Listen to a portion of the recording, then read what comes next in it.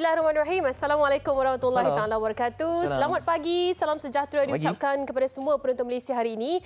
Tidak kiralah di mana saja anda berada, mulakan pagi ini dengan senyuman yang indah-indah saja insya-Allah. Bertemankan saya Anim Izzati dan saya Fazli Fuad di sini, dan di ujung sana saya Adik Iskandar. Hari pagi menceriakan anda. Keadaan cuaca pun okey, alhamdulillah. Alhamdulillah. Dan kita masih lagi belum menang, seperti biasalah memerangi dan membantu melandaikan graf COVID-19 ini, dan ada jangkaan mengatakan segalanya akan kembali normal dalam tempoh 7 tahun. Masya Allah, nak menunggu 7 tahun tu. Kita rasa setahun ni pun dah sesak nafas dan tidak boleh lagi nak bernafas seperti biasa. Apatah lagi 7 tahun. Janganlah jadi macam itu kan. 7 tahun Dan mungkin kita penentunya 7 tahun macam okey, sekarang ni pemakaian pelitup muka dan penjarakan fizikal tu dah menjadi norma baru. Dah bukan norma baru dah, norma normal. kita. Dah normal dah kan. Jadi nak kata 7 tahun lepas ini, adakah baru kita boleh berhimpun ramai-ramai dan meninggalkan pelitup muka? Itulah dia. Bayangkan kalau 7 tahun tu seperti mana kalau kanak-kanak itu 7 tahun tu dah darjah 1 lah kiranya kan.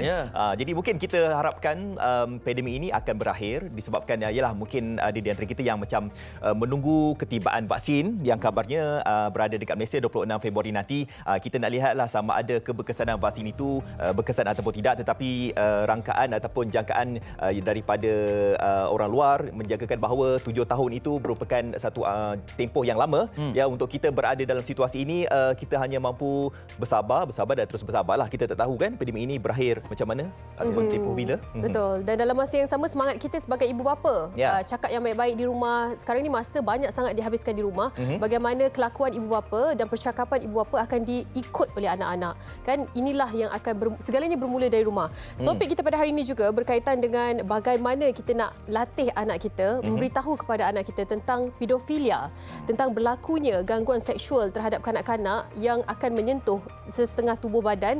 Bagaimana kita nak memberikan ataupun pendekatan kita kepada anak-anak untuk tahu di mana batasnya. Itu satu. Dan bagaimana kita sebagai ibu bapa menyaring gambar-gambar untuk kita muat naik di media sosial. Kadang-kadang kita beritahu anak-anak kita, ini kawasan-kawasan larangan untuk disentuh kalau ada orang datang dan sebagainya.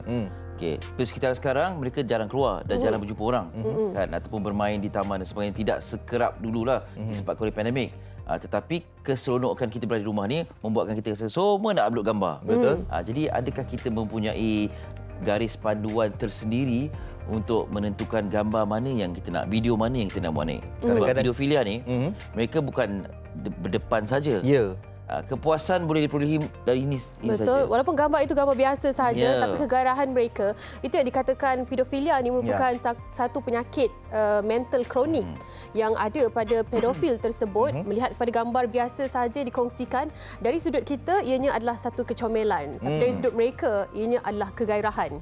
Itu yang dipanggil sakit untuk mereka yang pedofil ini. Sebab kita mungkin ibu bapa ni teruja lah kan, sebab kita ni nak mau naik gambar-gambar anak kita tu sebab yalah macam Manim kata tadi, comel dan sebagainya. Okey, kepada mungkin makcik-makcik, pakcik-pakcik yang mungkin berada dekat kampung, mungkin tak tahu tu pedofilia tu apa. Okey, pedofilia tu adalah gangguan seksual terhadap kanak-kanak seawal usia mungkin berapa tahun agaknya?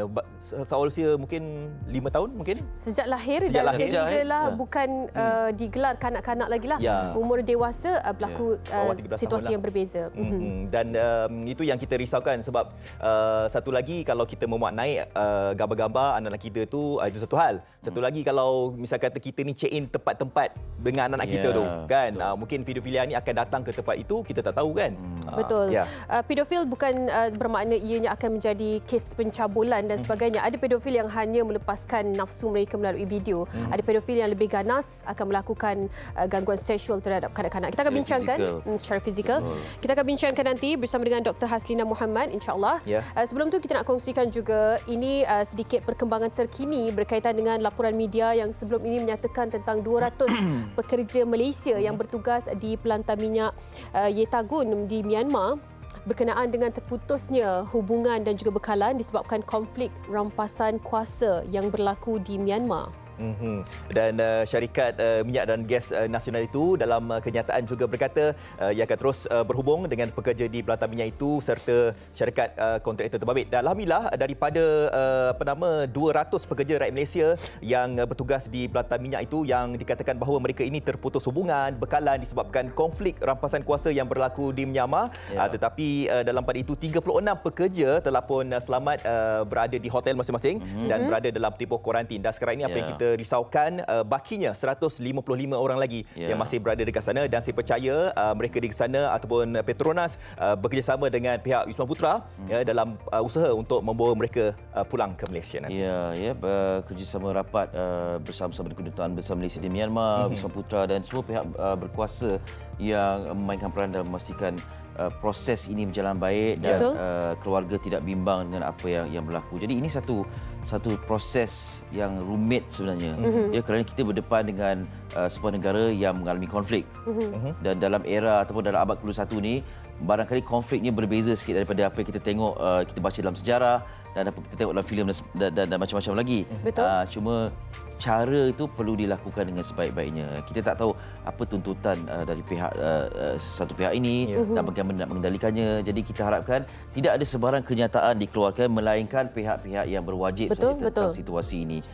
Jangan hanya kerana kita dah menonton banyak filem, kita baca sejarah, kita tahu tentang situasi sesuatu syarikat di negara lain yang mengalami konflik, kita boleh membuat rumusan dan sebagainya. Kita perhati dan ikuti perkembangan yang sahih dari masa ke masa. Supaya tidak menimbulkan panik sebab mereka juga ada keluarga di Malaysia. Okey, kita terus kongsikan status terkini COVID-19 di Malaysia. Kes baharu 3,100. Walaupun berlaku penurunan tapi masih lagi mencatatkan 4 angka. Jumlah keseluruhan 245,552. Jumlah kematian yang dicatatkan semalam merupakan jumlah tertinggi, 24 kes kematian, menjadikan 896 kematian keseluruhannya di Malaysia sepanjang COVID-19 melanda. Ini merupakan taburan di setiap negeri. Di Malaysia masih lagi mencatatkan yang tertinggi 1,196 untuk kes di Selangor, diikuti dengan beberapa yang seperti Sabah, Johor juga tinggi 490, Melaka juga tinggi sebenarnya 344. Kalau anda saksikan semalam di buletin utama, Melaka juga dikabarkan mungkin akan berlakunya kenaikan dari segi kes positif kerana berlakunya kluster baharu di sana. Masing-masing mencatatkan 4 kluster baharu untuk di Selangor dan juga Johor Bahru.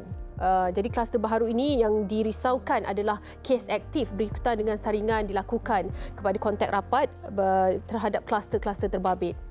Ini dia huraian daripada kluster baharu. Anda boleh saksikan apakah latar belakangnya supaya kita tahu bagaimana kes ini boleh berjangkit dan bagaimana untuk mengelakkan diri daripada berlakunya dalam kalangan keluarga kita, mengelakkan kita daripada pergi ke kawasan-kawasan yang terbabit. Okey? Ya. Dan kalau kita perhatikan kluster di tempat kerja masih lagi menyumbang kluster yang tertinggi setakat ini. Itu yang kita risaukan, contohnya kluster di tapak bina, kluster di pejabat dan sebagainya. Dan kita harus sedar bahawa walaupun kita berada dekat pejabat, pelitup muka itu harus dipakai. Sebab ada mungkin di antara kita yang mungkin berada di kawasan luar sahaja memakai pelitup muka, masuk dekat pejabat tu menggunakan komputer, dah buka dah balik pelitup muka itu kan. Nak berborak dengan orang sebelah pun kalau boleh pakai pelitup muka. Baik, kita lihat juga bahawa dalam perkembangan COVID-19 ini, Kementerian Kesihatan Malaysia telah pun mengambil pendekatan untuk melaksanakan perolehan picagari jenis low death volume. Betul. Picagari sifar pembaziran. Apa yang objektifnya adalah untuk tidak berlakunya pembaziran semasa menjalankan suntikan terhadap mereka yang dalam 6 juta, iaitu fasa pertama ini akan melibatkan 6 juta ataupun 20% daripada rakyat Malaysia yang akan memperolehi Pfizer-BioNTech dan memerlukan picagari yang sesuai untuk tidak melibatkan pembaziran apabila dilakukan suntikan tersebut. Dia bukan kita bercakap tentang satu bilangan ataupun volume sesuatu bahan itu, yang lebih-lebih tu tak apalah, tak boleh. Kalau boleh, kalau kita ambil amount yang daripada botol tu, amount itu yang digunakan dimanfaat sebaik-baiknya. Tak boleh dia lebih-lebih. Yalah, ini sesuatu yang sangat berharga kan. Jadi ini usaha kerajaan untuk memastikan loaded volume ini dapat diperolehi dan dapat dilaksanakan vaksinasi dengan sebaik-baiknya. Okey, itu cerita perkembangan pagi ini. Kita nak berkongsi apa yang dimuat di Dada Akhbar. Baik, berita harian saya mulakan terlebih dahulu. Ini berkaitan dengan Wi-Fi percuma untuk pelajar B40 di 3 PPR. Dikabarkan di sini pelajar daripada keluarga B40 di 30 program perumahan rakyat PPR di 9 negeri akan menikmati Wi-Fi percuma di bawah perkhidmatan Celcom Home Wireless. Ini bagi membantu mereka mengikuti sesi pengajaran dan pembelajaran di rumah PDPR sepanjang Perintah Kawalan Pergerakan PKP. Jadi penyediaan internet ini tanpa had sehingga 30 April menyasarkan pelajar menduduki peperiksaan SPM, STPM yang tinggal di PPR di negeri Pulau Pinang, Perak, Kuala Lumpur, Negeri Sembilan, Melaka, Johor, Pahang, Terengganu dan Sabah. Alhamdulillah, satu inisiatif yang cukup bagus, satu perkembangan yang membantu anak-anak kita, lebih-lebih lagi mereka yang akan menduduki peperiksaan awam, peperiksaan SPM. Ini sangat diperlukan. Apatah lagi kita bercerita tentang mereka yang duduk di kawasan PPR. Kadang-kadang satu rumah tu sampai 10 orang ataupun mungkin lebih, beberapa keluarga, anak-anak lagi. Kita nak pastikan manfaatkan wireless percuma ni, Wi-Fi percuma ni sebaiknya untuk kegunaan pendidikan lah ya. Sebab kita tahu kalau ramai-ramai guna untuk tujuan yang lain berbeza, mungkin akan melibatkan rumitnya pelajar-pelajar yang ingin menggunakan Wi-Fi secara percuma kan. Kena buat jadual lah. Kena buat jadual. Wi-Fi pukul 3 hingga pukul 5 untuk SPM. yang ni. Betul.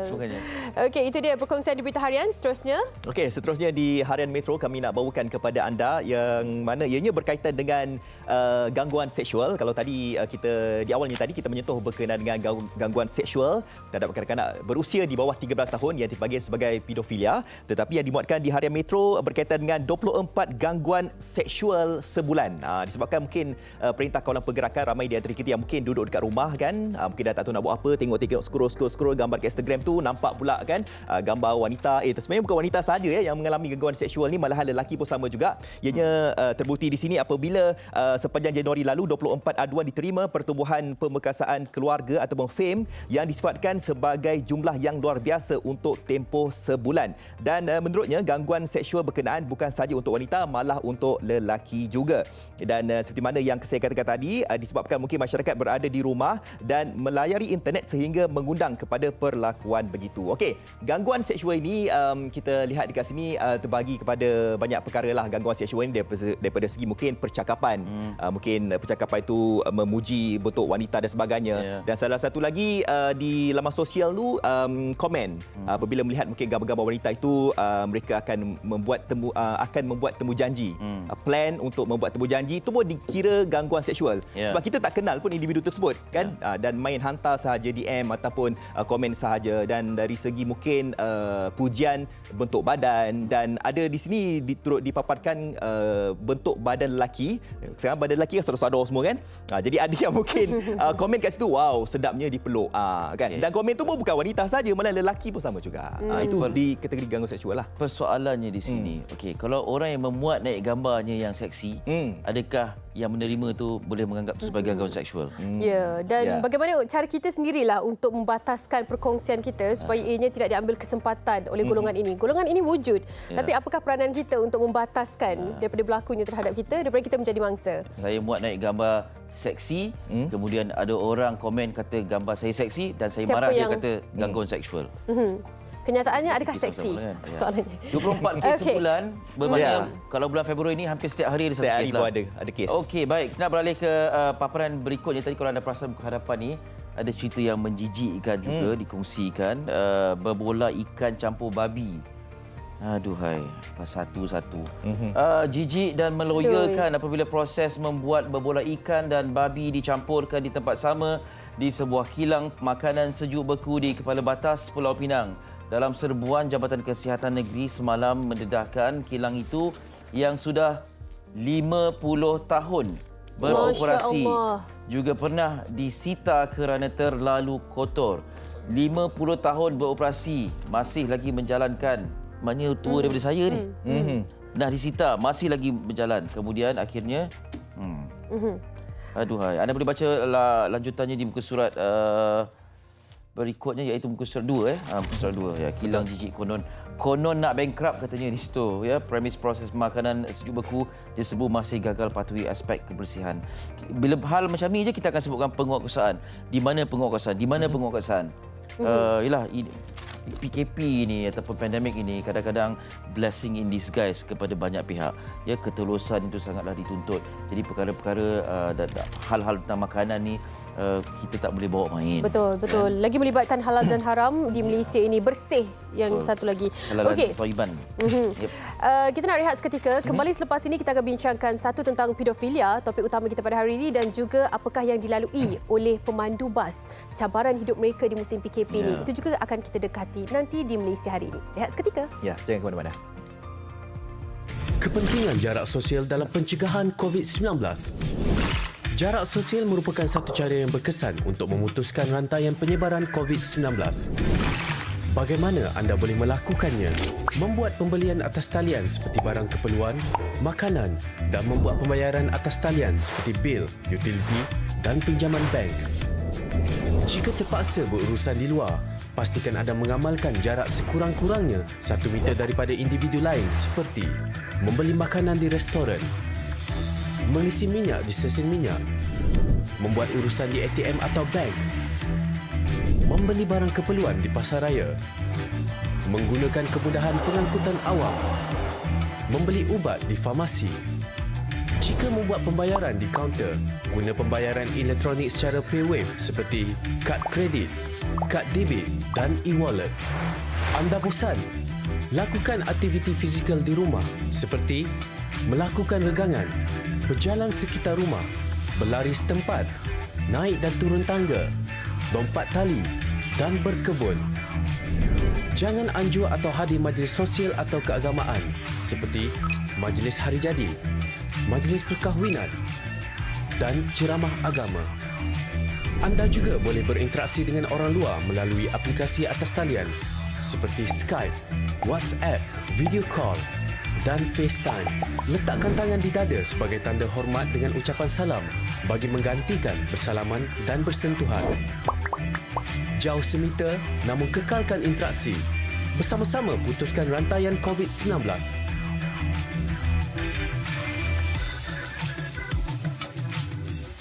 Bersama-samalah kita untuk memutuskan rantaian COVID-19.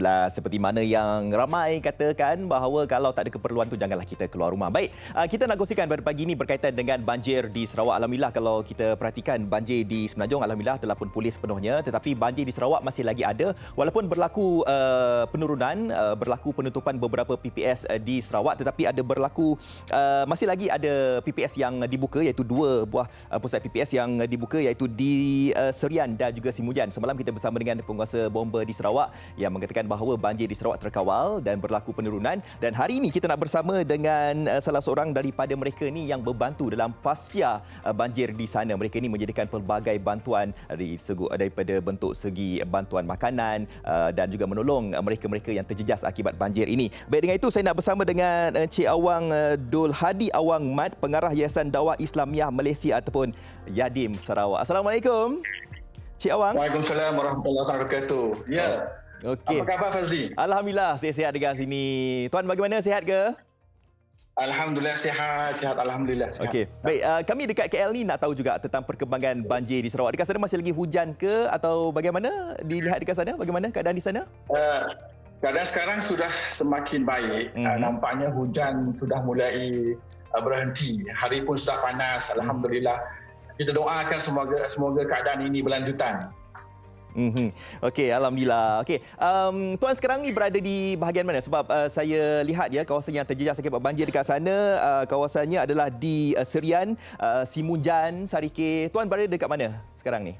Saya berada di bahagian Semarahan, di Kota Semarahan. Okey. Dan Simunjan merupakan salah satu daerah yang terletak di dalam bahagian Semarahan lah.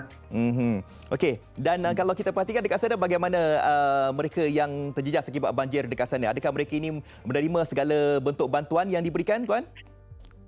Okey. Fazli, sebelum saya nak menjawab soalan yang dikemukakan, pertama sekali saya ucap terima kasih terlebih dahululah kepada TV3 di atas jemputan ke MSI pada hari ini. Dan kalau saya boleh nyatakan di sini, misi bencana Yadim ataupun Yayasan Dakwah Islamiah Malaysia merupakan satu misi yang kita laksanakan di seluruh negara. Bukan sahaja di Sarawak, kita juga laksanakan di semua negeri di seluruh negara sejak daripada bulan November biasanya kalau hujung-hujung tahun ni memang akan berlaku banjir lah kalau di Semenanjung tu, dan termasuk juga negeri Sarawak. Dan sebelum apabila kita menghadapi bencana ni, setiap tahun kita akan bersedia untuk berhadapan dengan situasi ini, yang mana antara kita lakukan adalah pertama kita wujudkan pusat gerakan banjir di seluruh negeri. Kita juga menyediakan barang-barang keperluan untuk kita salurkan kepada mangsa-mangsa banjir, dan kita gerakkan sukarelawan kita di seluruh Malaysia. Kalau saya boleh nyatakan, jumlah sukarelawan kita di seluruh negara adalah berjumlah 7,000 orang. Dan di samping kita juga menggerakkan NGO Islam yang telah bergerak bersama kita selama ini, dan juga kita berhubung dengan pihak-pihak berkuasa yang terlibat dengan bencana seperti APM dan juga JKN. Saya perlu nyatakan ini dulu, Fazli, kerana saya nak bagi tahu kepada semua bahawa Yadim sentiasa dalam mod bersedia kalau berlaku apa-apa bencana, termasuk juga COVID yang berlaku sejak daripada tahun lepas. Dan kalau saya boleh jawab soalan yang dinyatakan oleh Fazli tadi, seperti mana yang disebut oleh Fazli di awal tadi, alhamdulillah keadaan sekarang dah semakin baik. Beberapa PPS dah ditutup. Kalau pada 5 hari bulan Februari yang lepas, jumlah PPS yang dibuka di bahagian Semerahan dan Serian adalah berjumlah lebih kurang 18 PPS Semerahan dan Serian. Tetapi sekarang sebahagiannya telah ditutup. Saya ingat dalam 8 PPS setakat semalam yang dilaporkan oleh pihak APM negeri Sarawak, 8 PPS telah ditutup, bermakna sebahagian kawasan di bahagian Serian dan Semerahan ini dah semakin pulih dan mangsa-mangsa telah pun dibenarkan pulang ke rumah masing-masing. Saya rasa itu nampak memulih lah, Fazli, nampak memulih. Ya, alhamdulillah banjir semakin surut, dan juga difahamkan 7,000 ya sebenarnya sukarelawan Yadim yang berada di seluruh Malaysia yang banyak membantu, bukan sahaja di Sarawak malahan di seluruh Malaysia. Okey, baik, Tuan berada dekat sana di kawasan yang terjejas akibat banjir dekat sana kan. Nak tahu juga apakah yang mungkin mereka perlukan selain daripada mungkin bantuan makanan, pakaian dan sebagainya. Apakah mungkin betul-betul bantuan yang mungkin kita boleh salurkan kepada mereka yang terjejas akibat banjir di sana, Tuan? Okey, sebenarnya apabila mereka berhadapan dengan banjir ini, kita boleh bayangkan bahawa mereka kehilangan segala-galanya, perabot, pakaian, makanan dan sebagainya. Ini yang jelas kalau kita semua boleh bayangkanlah. Dan di Yadim kita dalam misi bencana banjir bersama dengan NGO Islam ini, kita menyalurkan makanan makanan kering, makanan atau yang bersifat snack, kita salurkan di PPS. Tujuannya supaya mereka diberikan keperluan secukupnya. Kita juga ada mempunyai program-program selepas pasca banjir. Kita laksanakan program-program pembersihan di rumah-rumah mereka yang terjejas yang kita rasakan kita perlu bantu, seperti warga tua, ibu tunggal, anak yatim dan sebagainya.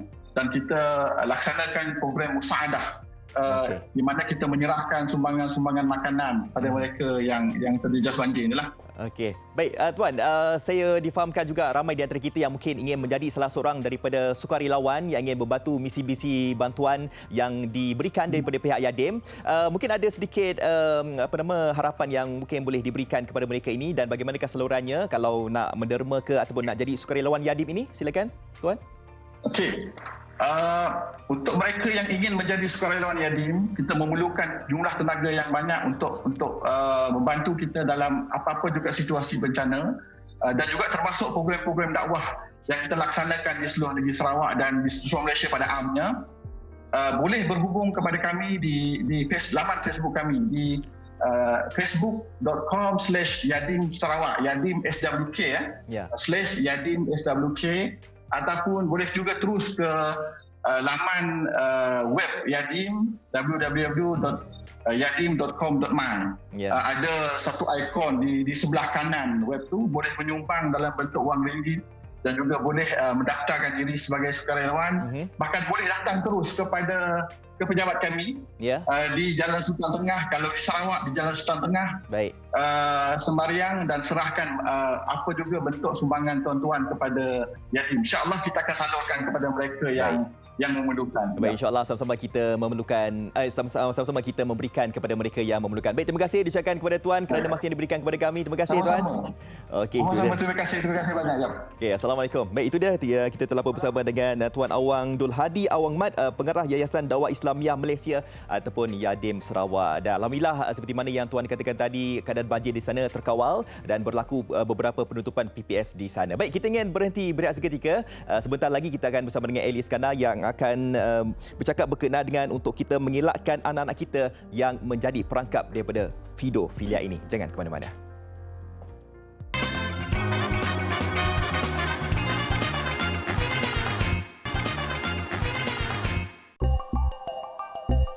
Bila dah jadi ibu ni, dengan saja kes pedofil memang sangat-sangat bimbang. So, saya sebagai seorang ibu, apa yang saya lakukan untuk melindungi anak saya daripada menjadi mangsa pedofil? First adalah saya tidak berkongsi lokasi taska anak saya dihantar. Keduanya, saya tidak berkongsi gambar anak saya yang tidak sopan di sosial media. Sebagai ibu bapa, apabila kita sedar anak kita meningkat dewasa, meningkat umur, kita perlu mengajar tentang tubuh badan. Contohnya, which part yang boleh disentuh, which part yang tidak boleh dilihat, tidak boleh disentuh oleh orang lain. Dan apa tindakan yang perlu dibuat jika perkara itu berlaku. And educate your children. Sebagai contoh, situasi. Kalau ada budak lelaki nak sentuh Dija, ataupun lelaki nak sentuh pegang-pegang Dija, what do you have to say? No. Okay, again, what we have to say? No. Okay, learn to say no. Saya wujudkan environment kepada anak saya untuk bebas dan selesa untuk bercerita, kerana pada saya pedofilia ni sometimes people that are the nearest to us can be atuk, can be pakcik, sometimes abang. Jadi it's important untuk mereka rasa selamat untuk meluahkan apa saja yang mereka rasa tanpa bimbang saya tak percayakan mereka ataupun nanti mereka rasa mereka disalahkan. Bukan ibu bapa sahaja yang perlu cakna atau mengambil berat mengenai isu ini, tetapi masyarakat sekeliling juga perlu mengambil berat dan perlu memahami apa itu pedofilia agar isu ini dapat dibendung. Baik, kembali dalam Malaysia hari ini, itu antara pandangan ibu tentang bagaimana mengelakkan daripada anak-anak menjadi mangsa perangkap pedofil ataupun pedofilia ini. Dan kami nak kongsikan sedikit catatan daripada Bukit Aman yang merekodkan 2,436 kes jenayah fizikal dan bukan fizikal dilakukan golongan pedofil ini ataupun pedofilia ini terhadap kanak-kanak sejak 3 tahun lalu dan tahun lepas sahaja, membabitkan 1,065 kes direkodkan. Jadi ini satu angka yang cukup membimbangkan, apatah lagi adanya peningkatan. Dan kita nak faham lebih berlanjut, kalau mungkin tajuk hari ini kita sebutkan elak anak menjadi mangsa perangkap pedofilia, mungkin kita boleh olah sikit, elak diri kita sebagai ibu bapa menjadikan anak-anak daripada mangsa perangkap pedofilia ini. Okey, kita nak bersama dengan Dr. Haslina Muhammad, psikologis dari Universiti Melaya di talian video sekarang. Hello, Assalamualaikum. Waalaikumsalam, Encik Ali. Ya, doktor, apa khabar? Alhamdulillah, Encik Ali apa khabar? Alhamdulillah baik adanya. Terima kasih kerana sudi bersama dengan kami. Doktor, kita bercakap tentang satu situasi yang lebih meruncing keparahannya dalam era media sosial ini. Dalam era yang ibu bapa seronok memuat naik gambar anak-anak dan sebagainya dan menampakkan peningkatan kepada kes pedofilia ini. Dan mungkin ada yang rasa macam ini satu usaha ataupun tindakan yang harmless. Mari kita fahami lebih lanjut apakah maksud pedofilia terlebih dahulu, doktor. Okey, sebelum saya menjawab soalan yang diberikan oleh Encik Ali, saya ingin mengucapkan terima kasih kepada TV3 kerana menjemput saya pada hari ini untuk berkongsi pengetahuan yang saya ada mengenai pedofilia. Okey, basically pedofilia ini bermaksud kecenderungan seseorang manusia untuk tertarik secara seksual kepada kanak-kanak yang berumur di bawah 13 tahun ke bawah. Okey, itu yang kita maksudkan dengan pedofilia. Okey, secara ringkasnya, bawah 13 tahun, siapa-siapa yang tertarik secara seksual, ya? Tertarik sebab perkataan pedofilia itu sendiri sebenarnya berasal daripada Greek yang bermaksud love for children. Yalah, istilah filia tu maksudnya love, kan? Doktor. Okey. Kita bercakap tentang perkara ini, dan kalau kata love for children tu, kalau memuji comel dan sebagainya, sejauh mana, di manakah sempadan antara menyukai kanak-kanak kerana kecomelannya dan juga menyukai kanak-kanak atas dasar seksual? Kanak-kanak ni merupakan memang secara naturalnya kita akan tertarik, sebagai manusia kita akan tertarik kepada benda-benda yang comel, benda-benda yang cantik. Tapi itu tidak menjadikan kita sebagai seorang pedofilia. Untuk mengklasifikasikan seseorang itu sebagai pedofilia, itu salah satu kriteria yang perlu ada adalah mempunyai fantasi seksual terhadap kanak-kanak tersebut.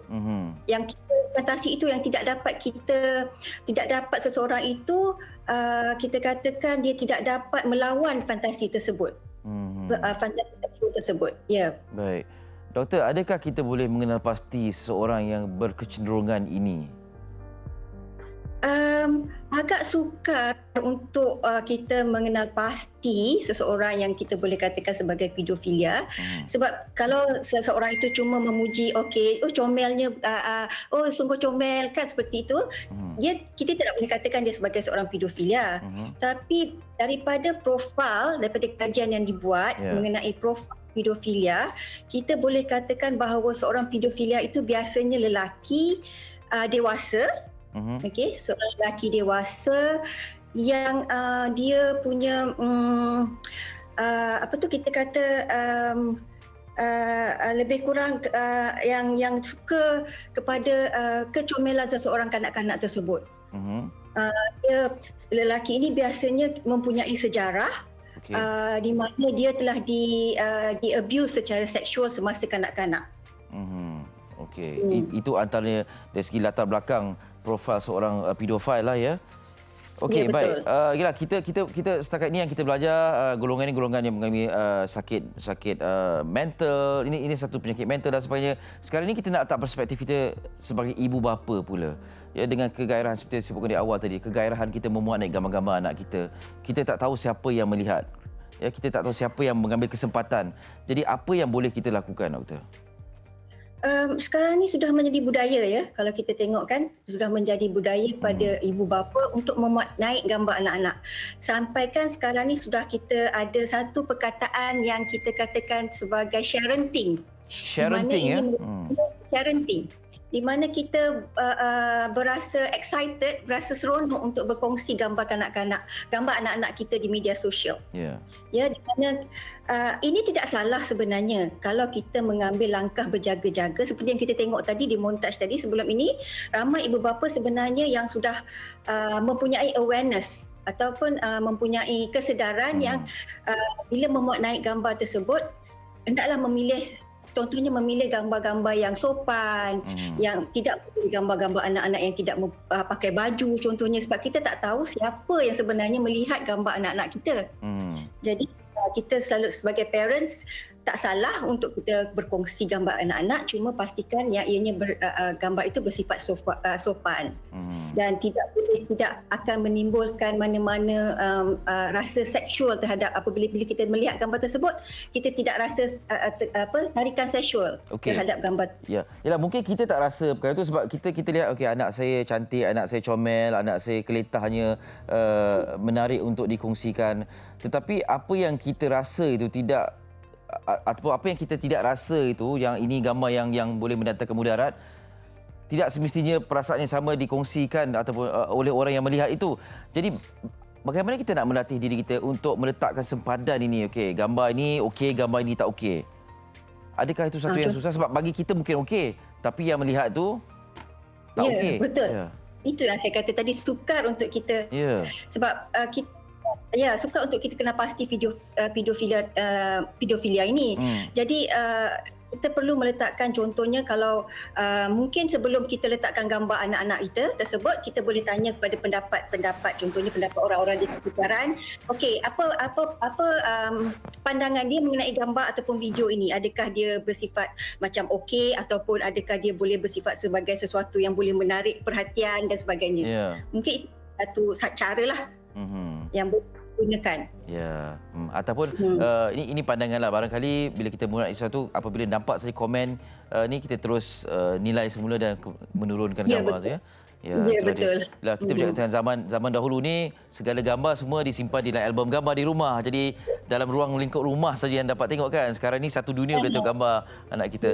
Okey, doktor, sedikit pesanan kepada ibu bapa di luar sana yang mungkin melihat ini perkara yang sukar, dan bukan itu saja, sebab ada juga kempen bercakap tentang pedofilia ni dalam kalangan ahli keluarga sendiri, insan yang tersayang sekali kita juga. Ya, betul. Kepada ibu bapa di luar sana, kita perlu peka dengan keadaan anak kita. Contohnya, mungkin tiba-tiba bila kita dapat anak kita, kita tengok perangai anak kita tiba-tiba menjadi pendiam. Daripada seorang yang periang menjadi seorang yang pendiam. Mungkin kita perlu mengambil tahu dengan emosi mereka supaya kita dapat tahu apakah punca mereka berperangai demikian. Ya. Dan pada masa yang sama, kita pantau dan kita ambil tahu peranti yang mereka gunakan. Ya, betul. Ya, baik. Itu sangat penting. Ya, itulah dia. Parenting abad ke-21 ni sangat-sangat berbeza. Doktor, amat mencabar. Doktor, terima kasih banyak-banyak atas perkongsian buah fikiran dan pandangan. Terima kasih. Jaga diri. Assalamualaikum. Salam. Dr. Haslina Muhammad, psikologis dari Universiti Melaya. Jadi cabarannya harus kita galas dan kita saling menasihatkan sesama kita lah sebagai ibu bapa. Yang mana kita rasakan agak keterlaluan gambar itu, kita maklumkan kepada rakan-rakan ibu bapa yang lain juga untuk tidak berkongsi di media sosial. Okey, itu tentang apa yang ibu bapa harus lakukan. Sekarang ni misal kata perkara ini berlaku di sudut undang-undang bagaimana. Jadi Anim ada perkongsiannya bersama dengan tetamu kita. Silakan Anim Izzati. Selepas ini Anim ya? Ya, okey. Okey, lepas ini kita berehat seketika, jangan ke mana-mana. Jika ayah jatuh tu pun. Dah Imah, masuk bilik.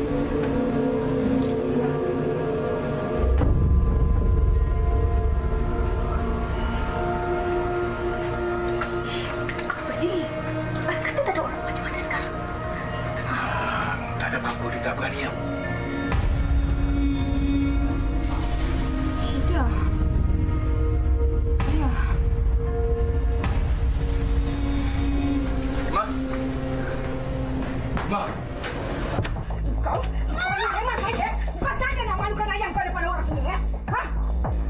Kau percaya cakap aku, kau akan masuk neraka tau. Mak, sepanjang Imah hidup, memang ayah seorang je yang sayangkan Imah. Memang Imah masuk neraka kan Imah anayi ayah. Tapi ayah memang salah, Mak. Imah nampak dengan mata Imah yang Syida dengan ayah dekat dalam bilik ayah berdua-duaan banyak kali, Mak. Mak terima je lagi ke ayah tu pedofil. Yang Imah risau, Zana jadi mangsa. Mana ke? Syida ni kesianlah kat dia. Dia penat biar dia berehat. Dah, Imah pergi buat kerja, Imah. Tapi ya... Imah, ingat pesan ayah dulu lagi. Kita ada kita je. Faham tak?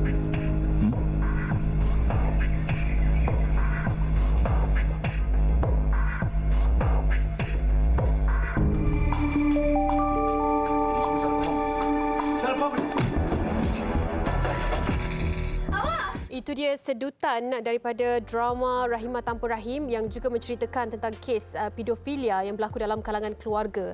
Bagaimana kita nak melakukan? Apakah hak kita sebagai mangsa jika ianya berlaku bukan luar rumah tapi dalam rumah? Orang yang kita percaya, bapa saudara dan sebagainya. Jadi bagaimana tindakan ibu bapa ataupun yang penjaganya yang boleh dilakukan, hak undang-undang yang boleh dilakukan.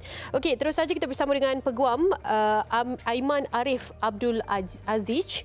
Encik Aiman kini berada di talian. Assalamualaikum. Waalaikumsalam warahmatullahi wabarakatuh. Apa khabar? Sihat ya?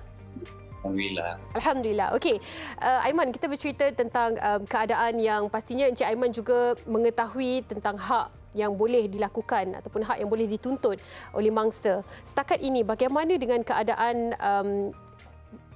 penglibatan hak-hak mangsa yang mereka menuntut dari segi undang-undang? Adakah mereka juga begitu terbuka untuk memastikan hak undang-undang itu dapat diperolehi oleh mangsa ataupun bagaimana keadaannya?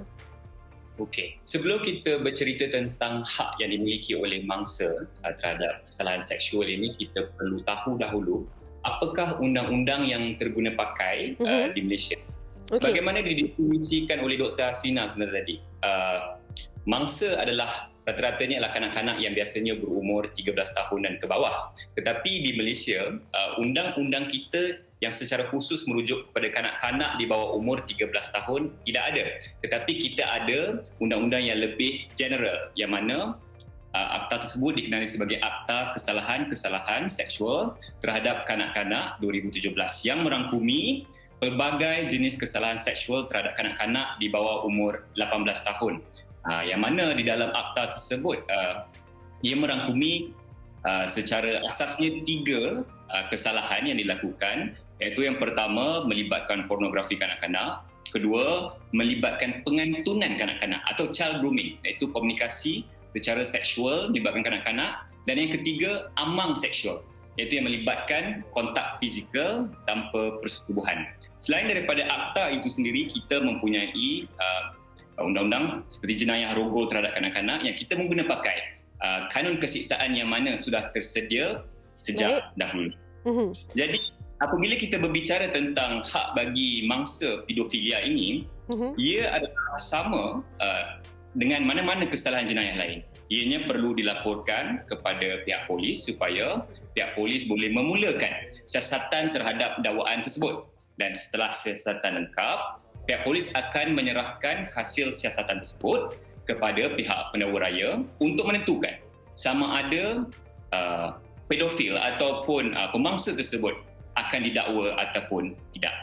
Baik, kita bercerita tentang kalau berlakunya dalam kalangan ahli keluarga. Kadang-kadang tindakan ibu bapa ni takut untuk memberi ataupun membuat laporan kerana ianya adalah datang ataupun pelakunya, pedofilnya adalah mungkin suaminya, bapa kepada anak tersebut atau bapa tiri dan sebagainya.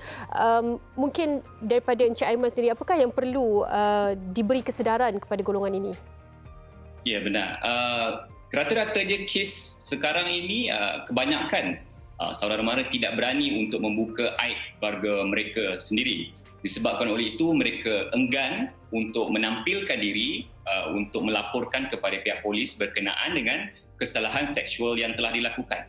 Tetapi di dalam akta yang sama juga, Akta Kesalahan-Kesalahan Jenayah Seksual terhadap Kanak-kanak ini memperuntukkan di bawah Seksyen 19 bahawa kegagalan untuk memberikan maklumat tersebut kepada pihak polis adalah satu kesalahan yang mana akan memperuntukkan hukuman denda sehingga RM5,000 kepada mereka yang enggan ataupun gagal melapor kepada pihak polis. Bagaimana dengan keadaan jika pesalah laku itu mempunyai surat yang dikatakan sebagai dia merupakan pesakit mental? Sebab kalau kita tahu undang-undang ini terjatuh dan melibatkan pada kategori-kategori pesalah dan juga pelaku. Apakah hak yang kita perlu tahu jika pelaku itu memang sememangnya ada mempunyai surat mental dan dia juga merupakan pedofil? Baik, masalah mental merupakan salah satu daripada pembelaan di mahkamah buat orang kena tuduh atau OPT. Tetapi perkara yang paling penting sekali adalah kita perlu memulakan tindakan tersebut supaya dengan membuat laporan polis dan kemudiannya perkara itu akan ditentukan oleh mahkamah yang mana hakim akan membuat penilaian secara keseluruhannya sama ada untuk mensabitkan atau tidak mensabitkan orang yang didakwa sebagai pedofil ataupun pemangsa kepada kanak-kanak tersebut. Okey, kita bercerita tentang hukuman yang dikenakan kepada pedofil ataupun pesalah ini. Kalau kita bandingkan dengan negara Asia seperti Indonesia, mereka telah pun mengenakan satu hukuman untuk menyuntik zat anti-testosteron kepada pesalah ataupun pelaku, iaitu dinamakan sebagai hukuman kebiri kimia. Dikatakan pemenjaraan dan juga sebatan ini tidak setimpal dengan pesalah, dengan pelaku, dengan terhadap apa yang dilakukan. Kerana mungkin kalau selesainya menjalani hukuman terbabit, mereka akan melakukan perkara yang sama apabila mereka bebas. Pandangan daripada Encik Aiman sendiri?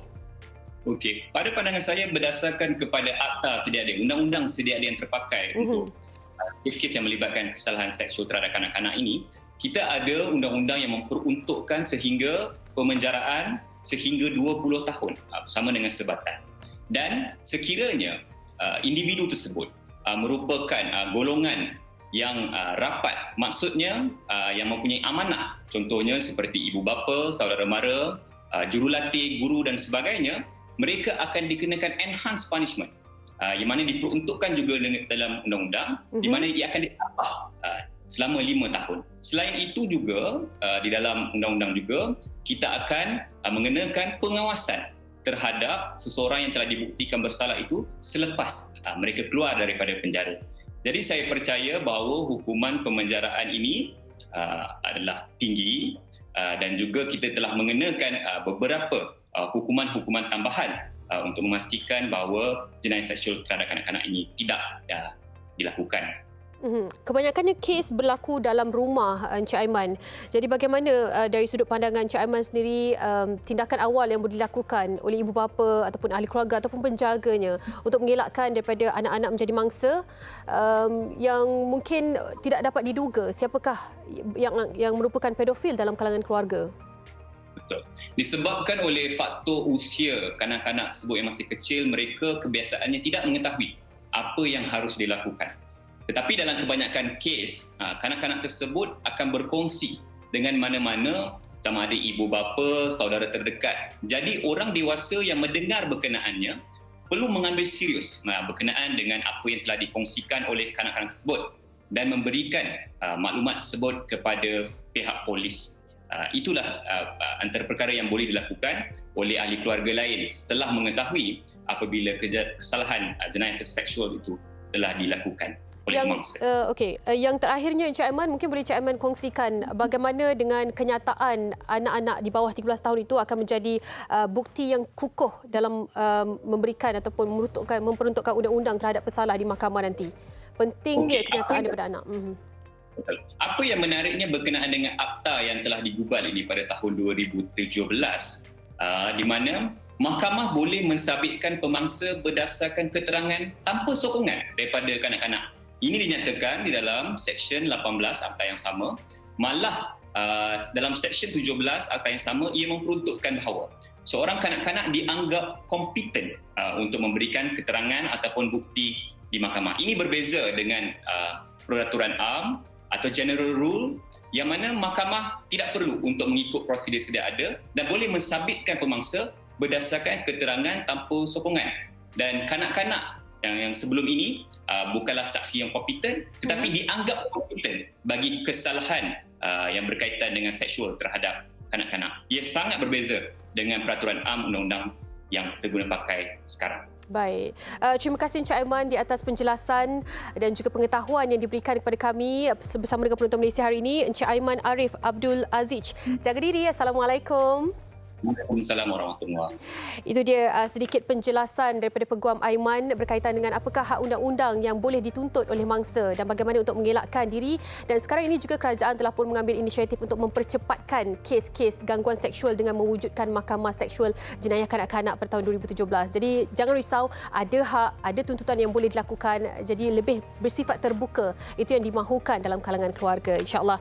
Okey, kita nak rehat seketika. Kembali selepas ini kita akan bincangkan tentang cabaran dan juga kesusahan hidup yang dialami oleh pemandu bas di musim ataupun di saat yang begitu mencabar PKP dan juga COVID-19 ini. Segalanya seketika nanti, Malaysia hari ini.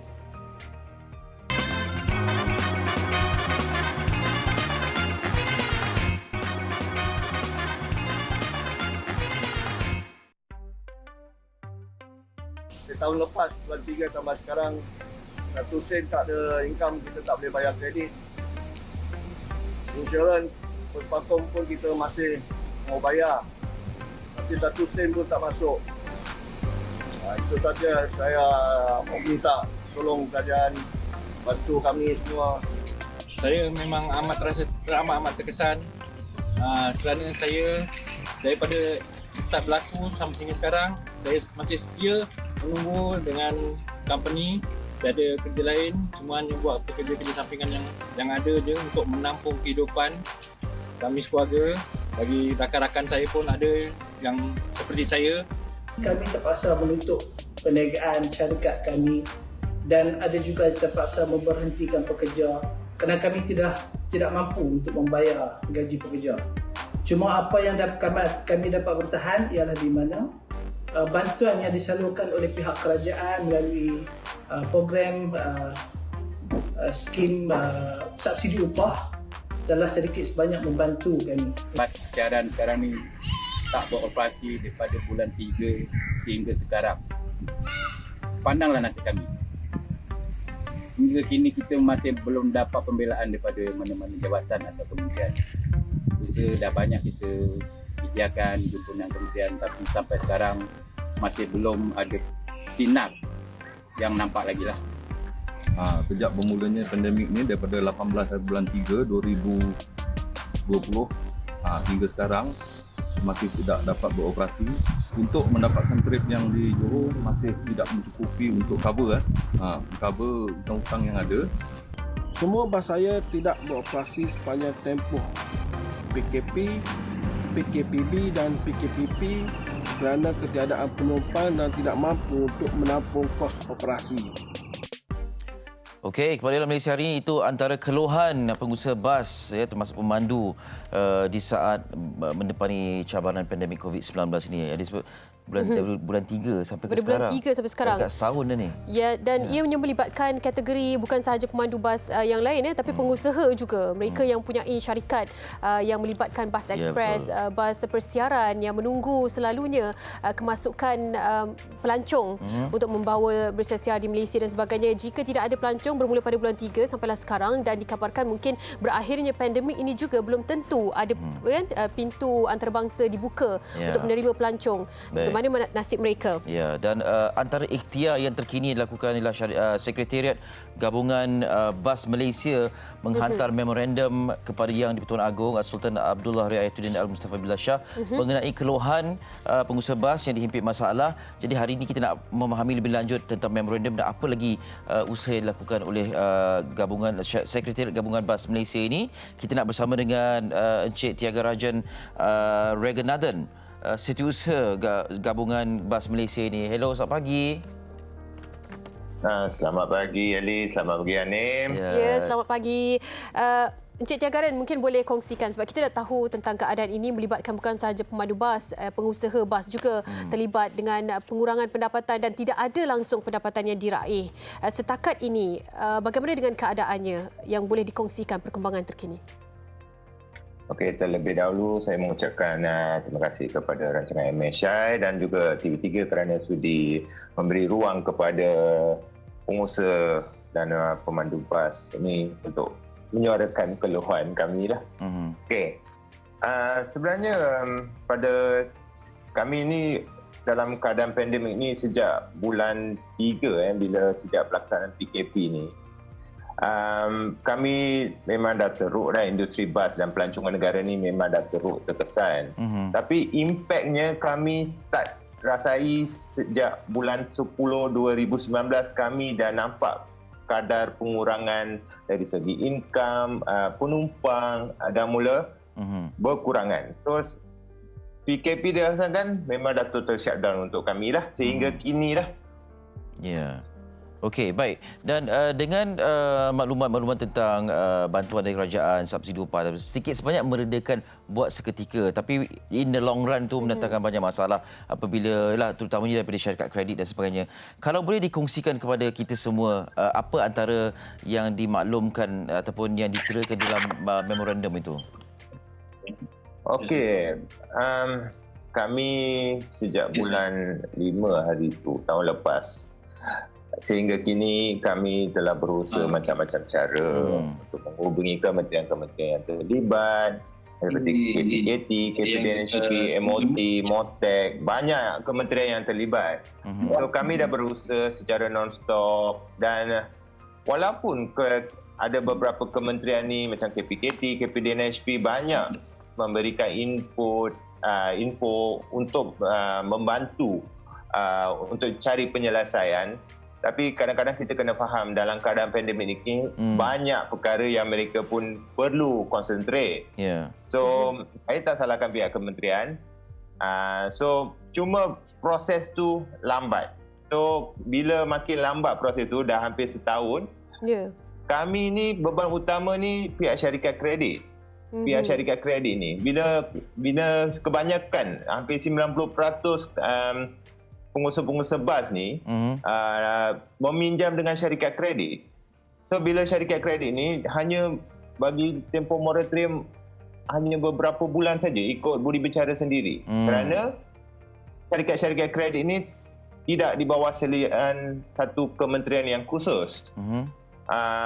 So bila kami cuba macam cara, so kerana Tuanku Sultan, Tuanku Yang di-Pertuan Agong ni seorang yang berjiwa rakyat, seorang yang memahami keadaan rakyat, kami terpaksa menyediakan satu warka untuk menyelamatkan industri bas dan pelancongan negara kepada Tuanku, agar Tuanku, dengan harapan Tuanku dapat mempercepatkan agar industri ini kekal selamat. Dalam warka tu kami keluhkanlah bagaimana apa kita punya cabaran, apa yang perkara yang perlu diselesaikan dan sebagainya.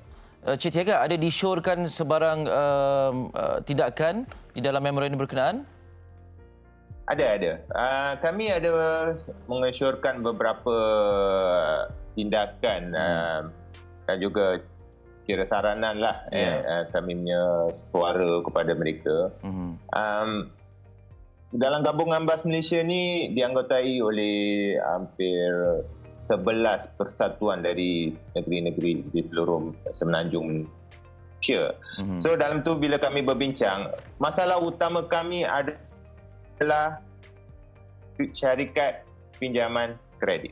Di mana bila operasi tak berjalan, kami terpaksa membayar ansuran. Kami tidak ada income untuk membayar ansuran, sehingga kan kami mengalami kecairan dari segi simpanan, semua habis. So kadang-kadang yang bas ni macam kereta RM1,800 macam tu boleh bayar, tapi di syarikat kredit ni satu bas pembayaran cecah minimum RM10,000 sebulan. So bayangkanlah kalau syarikat yang satu ada 10 biji bas, satu bulan mereka harus bayar RM100,000. Sedangkan dalam keadaan sekarang sejak bulan 3 hari tu kami zero income. So itu yang kami minta dengan kerajaan. Apa saranan yang kami minta Kementerian Kewangan terlibat dalam isu ini untuk mengambil alih pinjaman dari syarikat kredit tersebut kepada institusi perbankan negara. Baik. Itu yang harapan kami lah. Encik Tiagaran, pastinya ada harapan tersendiri mewakili pemandu bas dan juga pengusaha-pengusaha bas di luar sana untuk disampaikan hasrat pada semua. Mungkin boleh dikongsikan oleh Encik Tiagaran sendiri. Silakan. Okey, harapan saya seperti saya sendiri sejak Mac tahun lepas memang dah kena impact. So saya terlibat menerus dalam usaha untuk menyelamatkan industri bas dan pelancongan negara bersama rakan-rakan sekretariat yang lain dari banyak zon. So harapan kami satu je. Kami ingin selamatkan industri bas dan pelancongan negara yang selama ini menyumbang kepada ekonomi negara. Sekiranya tinggal hanya dalam 15% saja ni.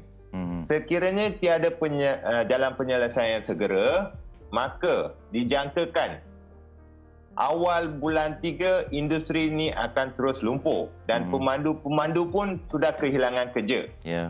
So apa yang kami nak, sekiranya industri ini lumpuh, maka tiada generasi akan datang yang akan mengambil alih untuk menceburi industri. Pasal mereka sekarang dah takut industri ini industri yang high risk. Mereka label sebagai high risk. Itu harapan kami nak selamatkan industri. Harap kerajaan boleh membantu. Baik. Terima kasih banyak-banyak. Cik Tiaga Rajan, Regenarden, Setiausaha Gabungan Bas Malaysia. Kita harapkan luahan ini dapat didengari dan kemudian memorandum yang dihantar ada tindakan susulan lah ya, khususnya daripada pihak kementerian yang disebutkanlah untuk memastikan syarikat kredit ini dapat memberi ruang untuk mereka bernafas. Yalah, nak bayar hutang ansuran bulanan itu Satu hal. Kemudian Mereka nak juga, jual pun satu hal juga. Satu hal juga kan, jual Dan- bas tu. Ya. Siapa nak beli buat masa ni kan? Betul, dan mereka Belajar. juga mempunyai keluarga. Ya. Kan, dan mungkin merupakan punca pendapatan keluarga. Itu juga merupakan satu yang perlu diambil kira. Ya. Okey, kita nak rehat seketika. Kembali selepas ini kita akan kongsikan berkaitan dengan satu tindakan amal jariah yang dilakukan untuk mensanitasi 80 masjid di sekitar Melaka. Banyak tu. Banyak tu. Perkongsiannya seketika nanti bersama dengan Fazli Fuad. CAPP adalah pendekatan pembudayaan norma baru untuk mencegah penularan COVID-19. C adalah cegah COVID-19 dengan mendidik keluarga serta komuniti norma baru kehidupan. A. Amalkan tingkah laku baik bagi mengelakkan diri, keluarga dan komuniti dari jangkitan COVID-19. P. Patuhi SOP pengoperasian sektor-sektor utama negara dan lain-lain arahan kerajaan. P. Pantau status kesihatan diri dan keluarga.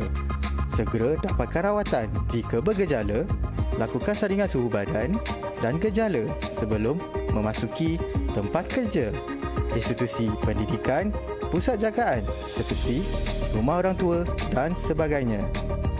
CAPP bertujuan melindungi daerah hijau kekal bebas dari jangkitan COVID-19 dan menukarkan daerah kuning kepada hijau dalam tempoh 14 hari. Putuskan rantaian jangkitan COVID-19. Kita teguh, kita menang.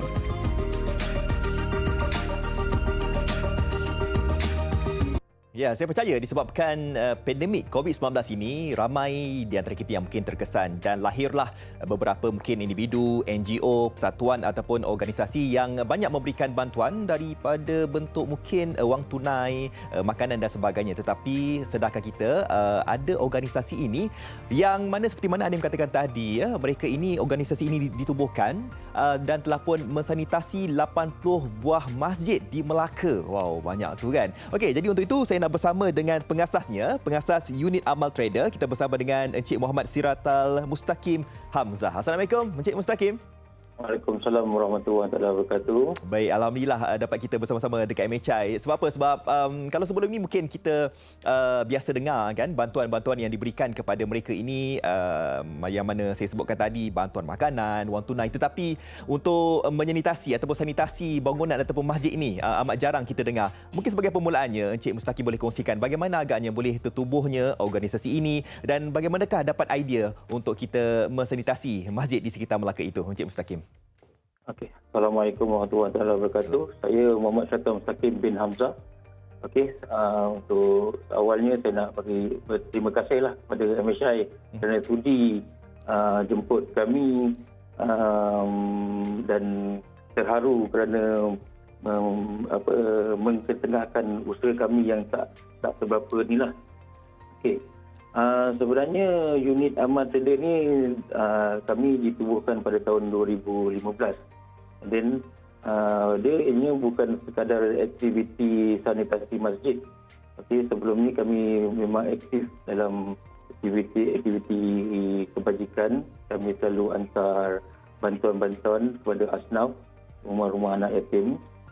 And then untuk sanitasi ni kami bermula awal tahun hari itu. Okey, kita nampak semakin teruk pandemik COVID-19 ni, so kami cuba ambil inisiatif tanggungjawab sosial untuk sanitasi masjid kerana ianya adalah rumah Allah yang sepatutnya kita jagalah. And then apabila Melaka pun diberi kebenaran untuk masjid-masjid solat Jumaat ramai 250 orang, and then untuk masjid negeri 500 orang. So kami ambil tanggungjawab ini untuk sanitasi masjid-masjid. Tapi alhamdulillah tak lupa juga pada bomba sebenarnya. Banyak masjid-masjid yang bomba telah buat sanitasi lah. Dan ada juga NGO lain, Squad Sabil dan banyak lagi NGO lain telah buat sanitasi, bukan kami saja sebenarnya. Okey, alhamdulillah.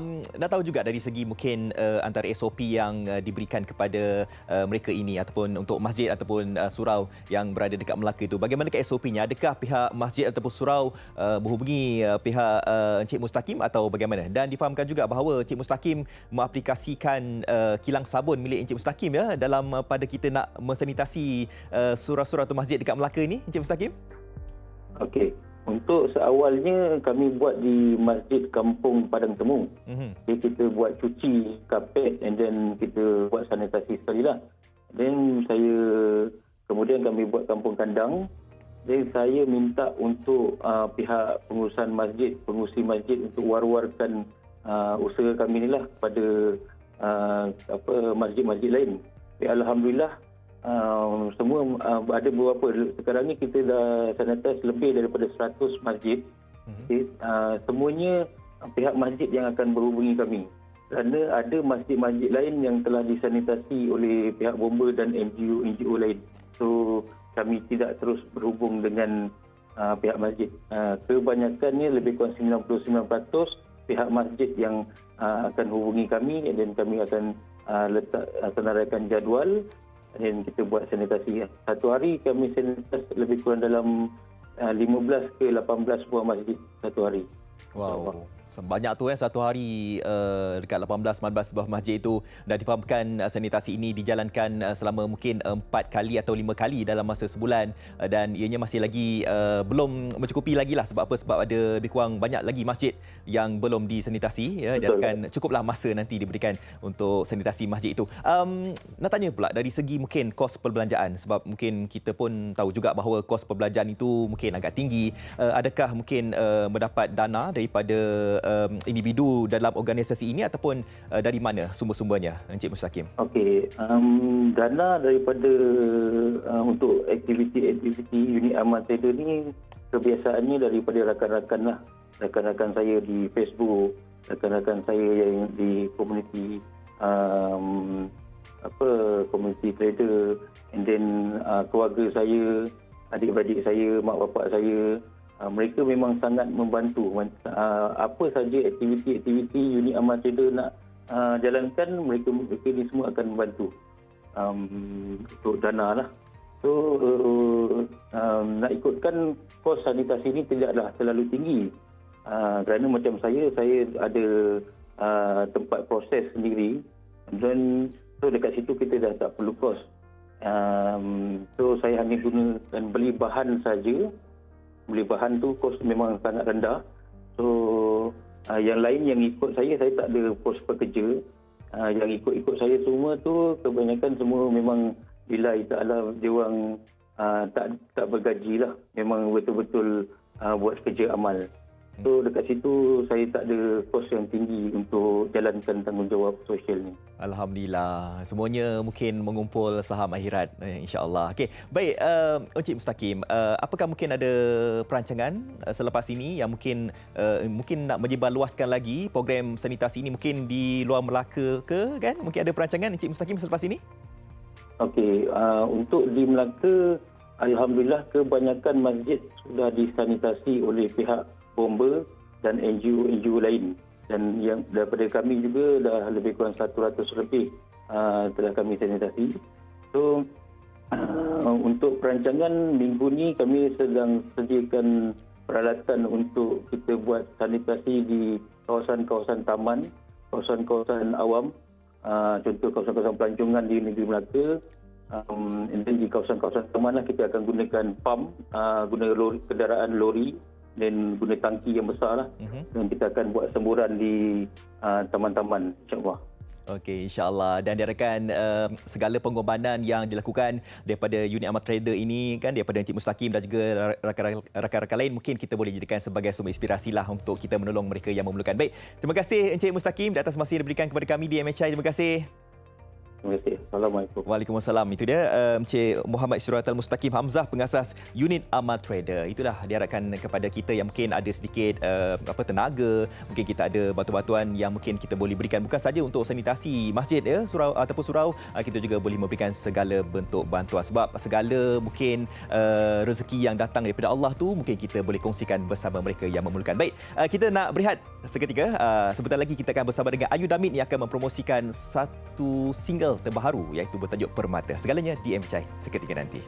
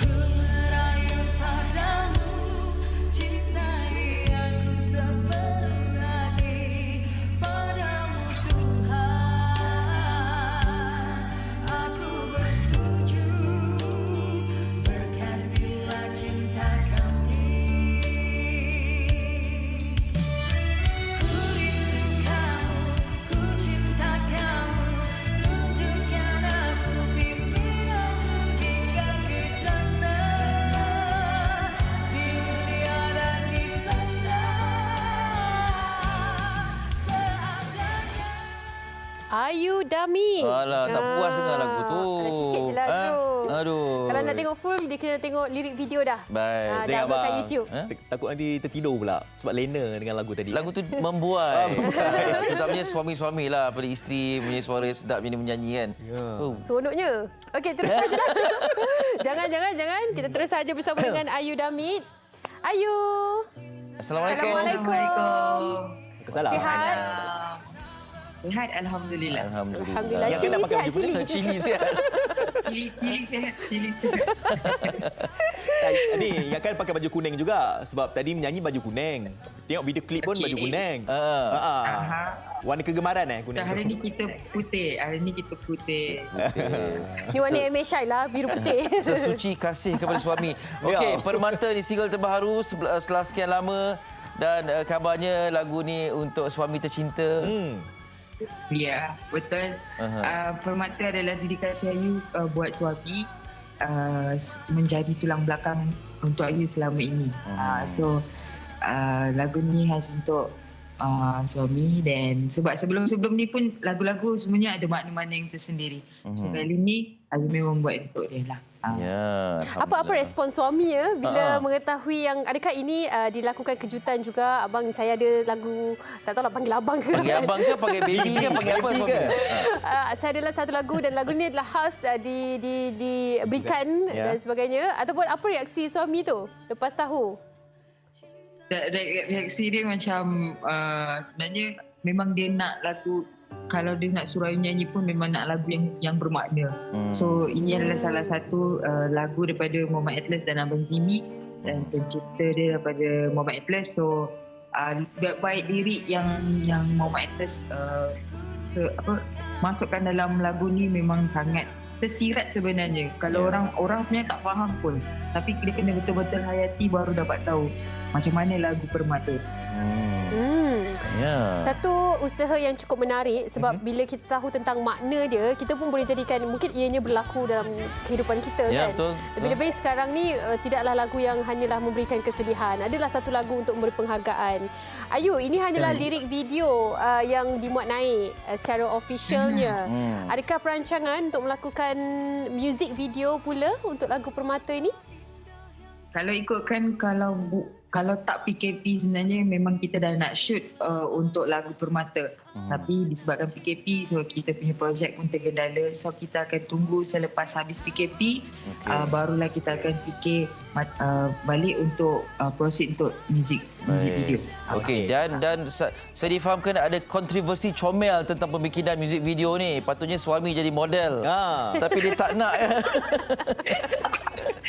Adakah pujuk juga? Kalau orang yang kenal siapa suami saya, dia memang tahulah. Dia memang takkan keluar dekat in public lah.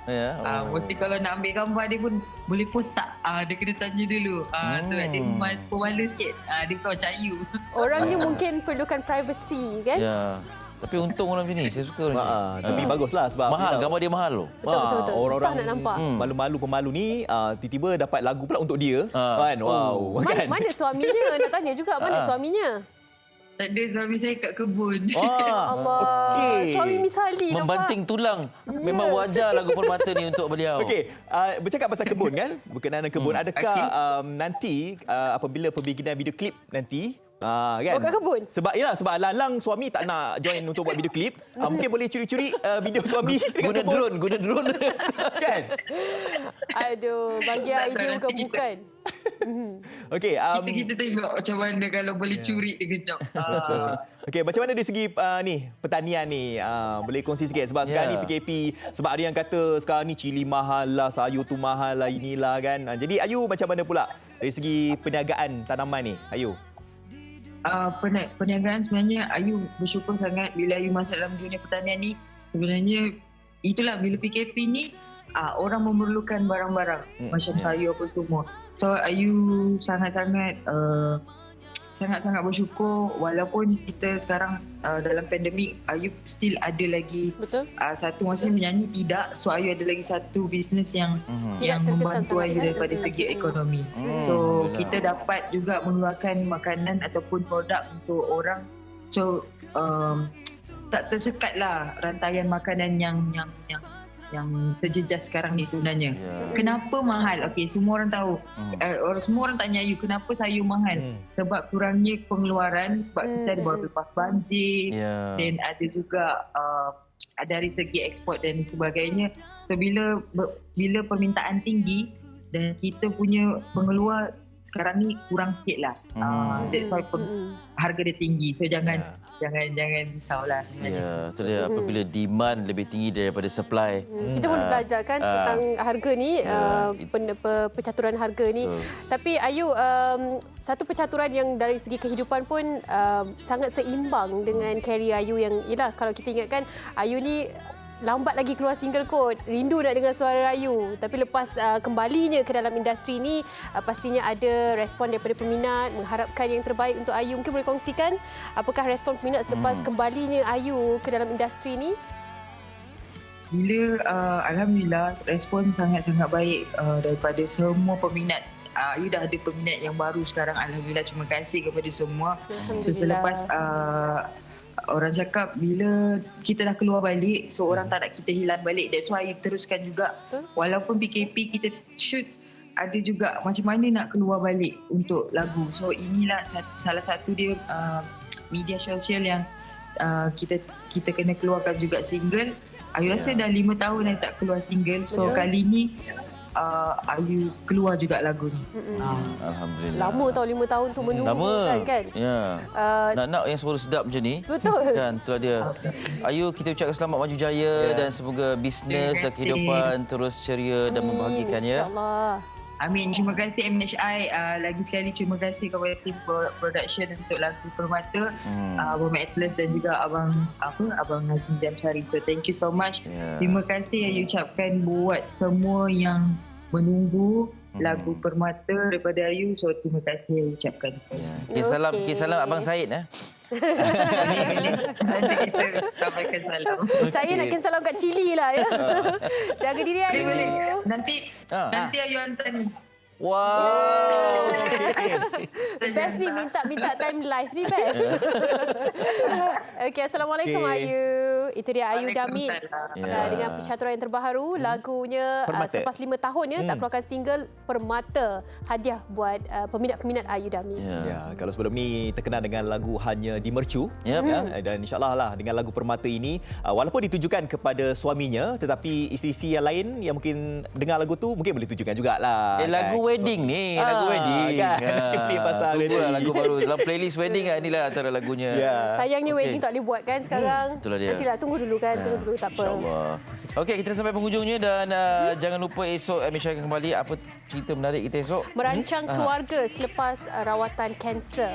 Ada pendekatan tersendiri yang kita ingin perhalusi, ingin kongsikan bersama dengan anda penonton Malaysia hari ini. Jumpa esok ya insya-Allah. Assalamualaikum. Salam. Jaga diri semua. Bye. Dengan jubah kecap orang lain sendiri tak nak ubah.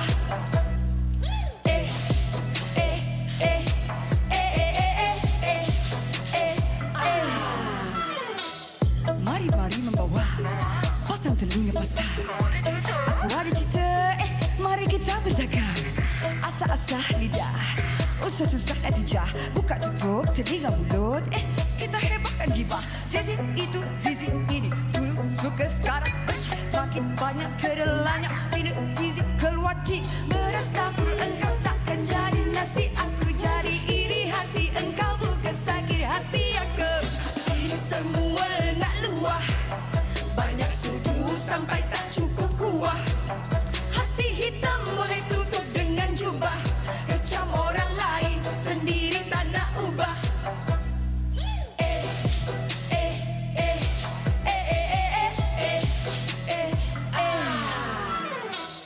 Mari kita kecam cerita hangat semalam. Si dia tu si dia ni si Fulan. Bersama kita lepaskan geram. Bisik. Bukan sikit-sikit. Tak payah bisik. Kisah kelam butuh keluar bilik. Dia ini, dia itu. Tak ada segan hilang silu. Yang ni bini skandal situ. Yang tu putus haru